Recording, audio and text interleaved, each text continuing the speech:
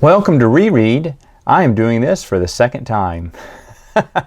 That darn upload where it eliminates my sound gets me every time, it seems. All right, so here we go. This is not bad because this is the Marvel Star Wars issues 25 through 34, and there's a lot of good stuff here. This introduces Baron Tagg, who hates Vader because Vader blinded him. And then I just thought, wait a minute, I totally forgot this connects to the, I think it's Rookie's Endgame, the webcomic strip that came out 20 years later, 30 years later. They made a web strip where Darth Vader had Baron Tagg and it ignited the lightsaber right in front of him and burned his eyes. This is great because it ties into the Marvel comic book, and I'd totally forgotten that there was a connection there. Now, it's funny because Archie Manning in one of the little editor's notes on the panel says, "A story yet to be told." And Archie does that a lot in the comic book series. There's a few other times he tells it, and I don't know if some of those stories have ever been told.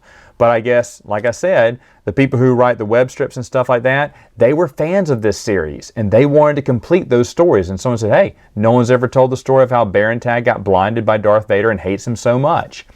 And so that's the story, and as we come into seeing him in Marvel Star Wars, he's got the visor on. This is one of the few times where if you read things in chronological order, it really pays off. Because now he's studying the art of lightsaber. He doesn't realize that the Force is going to give Darth Vader the edge, endlessly. There's nothing he can do to beat Vader. But he doesn't think so. In his mind, he's really practicing hard. Because he knows Vader's good with a lightsaber. He's going to be better. He's also with his brother, and they're up to no good in this series. His brother, whose hair will change from time to time. Not in this block of comics, but in the next set where he's introduced or where you see him again, I noticed his hair is white and it's black in this one. So it's kind of weird. I guess after a few months had gone by in between issues, they just forgot what color his brother's hair was. I don't know. Or they forgot to color it in. That could have been the case too. There is a lot of anti-droid hate. People hate droids in this. Oh man, they're bigotry toward droids and robots. Of course there's Valence, who we're going to see again in this series. But in the next issue, I think it's 26, Luke goes on a mission and busts up R2-D2 and his parts. He's just blown away from the side. His canister's open, and the rebel technician who's taken away said, "Hey, don't worry, buddy. It's just a." And Mark Hamill, Luke Skywalker says, "It's not just a droid. Don't you dare say it's just a droid. It's more than that." I was like, why does everyone hate droids here? I don't know. But speaking of droid hate, Valence is in the next issue. He's still not cool to me, but he finally tracks down Luke Skywalker. He's always been wanting to kill Luke Skywalker. And when they of course, tear off half of his face, which is the cool thing about Valence. He's half cyborg. And he's so mad now they know his secret, but he turns his weapon on Luke Skywalker and 3PO jumps in the way. Why would a droid ever sacrifice itself for a human? Valence hates droids, so he has to take a moment. He's got to think about this. So he lets Luke go just this once, where he thinks about, maybe I need to rethink my life. Maybe droids aren't so bad. Again, don't know where all the droid hate comes. War hates droids too. Everyone hates droids. Boy, oh boy, why would they discriminate? Those poor droids. The next one is a tough one to talk about because it's the return of Jabba the Hutt, but it's not Jabba the Hutt. This is back before, I'm sure George Lucas said, yeah, I'm done with Jabba. And then when he did Return of the Jedi, he goes, hey, I'm going to make Jabba the Hutt. This Jabba the Hutt is not the Jabba we know. It's just another person, another alien. There is a retcon somewhere, and I can't remember where it is, but where a guy says, what my name is? Jabba. I'm Jabba the Hutt. Not really Jabba the Hutt, but that's my name, and I do some business for Jabba here and there under, using his name. And I can't remember who wrote that right now. I'm sure I'll get to that later on through my rereads, but that was just a little retcon because someone really wants the Marvel, everyone, it was a group effort. Everyone wanted those Marvel Star Wars to fit within the expanded universe, so that's what someone wrote. And of course, hey, if that's what they wrote, then I guess it works. Now, Han calls him Jabba the Hutt, but yet they never meet. They talk over an intercom on different spaceships, but they never meet. So it could be, there could be some voice manipulation where his voice is coming across like a Hutt, and Han is confused, thinking it is the actual Jabba the Hutt, not the henchman Jabba the Hutt. So all that I can buy a little bit. You know, it is a stretch. They stretch, but, you know, bless them for trying to keep everything within continuity. After that, the next comic book, this is the big one, Valence versus Vader. Again, I guess he was a cool character when he came out. I still don't see the appeal to him, but he's going after a bounty that Vader also wants. Well, of course, he encounters, and Luke is in the middle of this running away. Valence gives him time to run as he takes on Darth Vader over the lava pit that, of course, Valence is going to be thrown into by Darth Vader because he is no match for Darth Vader, that he'll soon find out.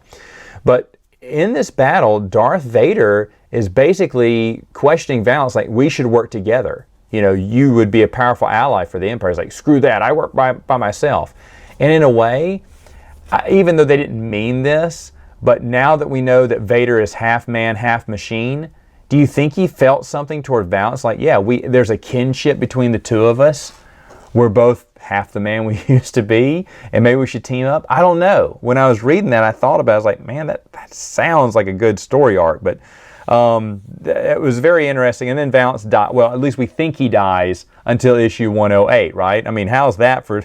That's like 78 issues later. He comes back. Anyway, the next one, Leia goes to a planet. Well, the Empire is attacking this planet. No, she goes on the planet undercover to kind of do some, I don't know, rebel work. Her mission is not that successful, but they say, oh, you didn't get this, princess. You didn't get anything. You failed. She went, not really. I gave those people hope. And at the very beginning of the comic book, there's a little girl wanting to plant seeds, and the stormtrooper goes, that's not your job. Go back to your job, slave. And then after meeting Leia and seeing how brave she was, she goes back to that same place and plants those seeds, because the seeds of hope.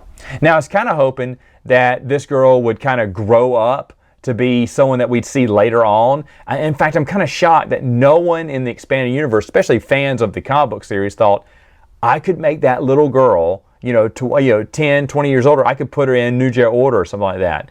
And no one ever did. Not that that's a miss there, but as many times people cherry-picked little odd and end stories from the Marvel comic books, now they got me doing it too, thinking, oh, that'd make a great story years down the road. The last 4 or 5 issues here is one big story arc with the tags, Baron Tag and his brother. But basically, Luke goes back to Tatooine. He sees Fixer, Cammy, all of his friends again.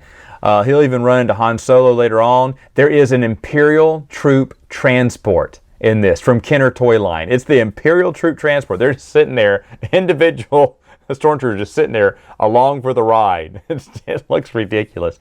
But you know what? I'm glad Marvel Star Wars did that. They saw that toy and went, we can use that. Yeah, there's a toy EU crossover there. I thought that was just awesome when I saw that. But Luke encounters a frozen bantha right in the middle of the desert on Tatooine on a very hot day. He's like, how is this, bantha frozen? Well, in the next story, he teams up with Han Solo. There's a fight in the cantina, and that's where he sees Han Solo again. And it turns out they come across a frozen Jawa sandcrawler, and they're like, what is going on? Well, we get the perspective from the Tag brothers, and Baron Tag and his brother have created a freeze ray, but they call it something cool called the Omega Frost. And they're going to freeze. They're going to trick the rebellion, the rebel army, to come and attack them, and then they're going to freeze them all. Oh, with my freeze ray, I will stop the pain. But in the next issue, this is kind of the first appearance of space troopers. It's just stormtroopers with like little jetpacks, but they do fight Luke and Han out onto outer space. This is also where Luke will fight Baron Tag. And remember, Baron Tag is a good swordsman, but he didn't have the Force. When he thinks he's losing or Luke's getting the upper hand, he kills the lights. And now, Baron Tag can see, but how's Luke like being blind? Well, of course, Luke has practiced, with the blaster shield down.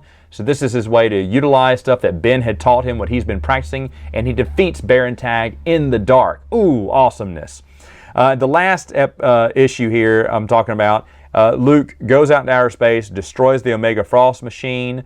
Baron Tag is injured from the battle, so his other brother, his science brother, is taking over, and he doesn't want to wake up his older brother. In fact, he's heavily sedated him so he wouldn't wake up, so he could have this winning moment to defeat the rebel fleet. And of course, it doesn't work out that way.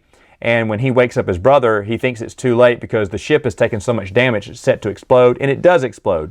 And you think that the Tag brothers are dead. But of course, if you know the Marvel comic books, like I know the Marvel comic books, they ain't dead. And I don't know how they survived. I don't even think it's explained in future comic books. I mean, there's a reason for why they're there at that moment, wherever they're at. I don't want to spoil that yet. But how they got from A to B, how they got away from an exploding ship, I will never know. What else can I say about Marvel Star Wars? It has a great charm to it. You know, it's very nostalgic. I grew up and these were around me, but I didn't read them back in the day. But reading them now, they're just fun. All right, folks, that's it for now. See you next time.